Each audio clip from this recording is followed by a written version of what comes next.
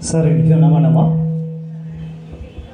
वेदनीय सभायाः सभापतिदेव ऐश्वर्य सभाया मुख्य अतिथि विशिष्ट अतिथि निर्दिष्ट वक्ता प्रमुखे विशिष्ट जनाः मंचस्य पुरतः ये विशिष्टाः वैष्णवाः वैष्णवीश्च यद्य मम परम सौभाग्यस्य विषय यत् ऐश्य गुरुदेवस्य तिरुभावतिथिम् उपलक्ष्य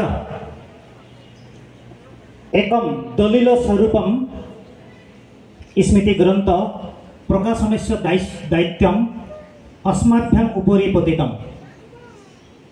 अहं परमेश्वराय ऑफिस संपादकरूपेण अस्ति मम अग्रजः हेमगिरि अधिकारी देवः।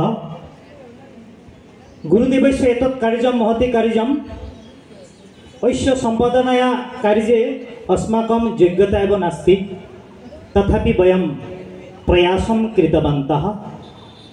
आमी चेष्टा करिছোঁ गुरु आशीर्वाद लई साधुगुरुर चरणत श्रद्धा भक्ति जनाई। तथापिও आमी आपनालोকৰ श्रीचरणत क्षमा प्रार्थी, कियनो এই সম্পাদনা কাৰ্যত আমাৰ বহুতো ভুল ভ্ৰান্তি ৰৈ গৈছে। গতিকে আপোনালোকে আমাক ক্ষমা কৰিব। যি অষ্টম সংখ্যা শ্ৰদ্ধাঞ্জলি নৱম সংখ্যা যেতিয়া হ'ব, যাৰ ওপৰত দায়িত্ব পৰিব তেওঁলোকে বা আমাৰ ওপৰতে যদি পৰে আপোনালোকে যথা সময়ত লেখনি দি আমাক সহায় সহযোগ কৰিব। এই আশা লৈ আমি পুনৰাই আমাৰ বৈষ্ণৱী মণ্ডলীৰ চৰণত নতমস্তক প্ৰণাম নিবেদন কৰি শ্ৰদ্ধাঞ্জলি উন্মোচনৰ কাৰণে আমাৰ যি উন্মোচক আৰু আজিৰ সভাৰ সভাপতি শ্ৰীযুত মনীন্দ্ৰ কুমাৰ ৰায়দেৱ, আমাৰ মুখ্য বক্তা পূজ্যপাত কপিল দাসদেৱ, আমাৰ বিশিষ্ট বক্তা পূজ্যপাত জিতেন্দ্ৰনাথ প্ৰধানীদেৱ, আমাৰ নিৰ্দিষ্ট বক্তা শ্ৰীযুত বশিষ্ঠ ভূজৰ বৰুৱাদেৱ, প্ৰবীৰ কুমাৰ বৰুৱাদেৱ সমন্বিতে সকলোকে মই শ্ৰদ্ধাঞ্জলিৰ কবি দিবলৈ অনুৰোধ কৰিছোঁ। আৰু আমাৰ সভাপতিদেৱে শ্ৰদ্ধাঞ্জলি উন্মোচন কৰাৰ লগে লগে আমি সকলোৱে কৰতালি কৰিম। পিছফালে মই অনুৰোধ কৰিছোঁ আমাৰ শ্ৰদ্ধাঞ্জলি উন্মোচন কৰাৰ কাৰণে।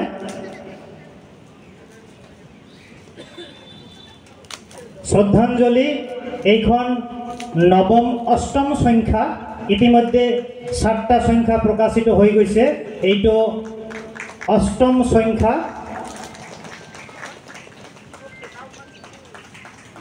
পিছফালে দিলে হ'ব।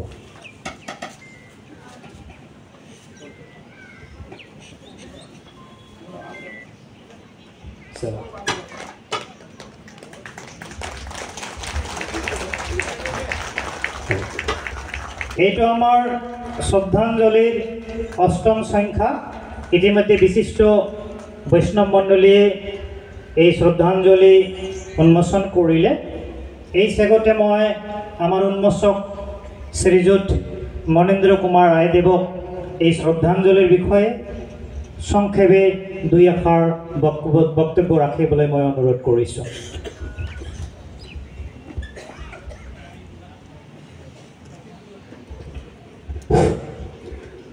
পৰম শ্ৰদ্ধাৰ মঞ্চত উপবিষ্ট বিশিষ্ট নিৰ্দিষ্ট তথা আমন্ত্ৰিত অতিথিবৃন্দ, সন্মুখত বহি থকা বিভিন্ন স্থানৰ পৰা অহা আমাৰ আমন্ত্ৰিত শ্ৰদ্ধাৰ ভক্তবৃন্দ, আই মাতৃসকল, আমি 33তম পৰম পূজ্য স্বামী কৃষ্ণানন্দ ব্ৰহ্মচাৰী দেৱৰ তিৰুভাৱ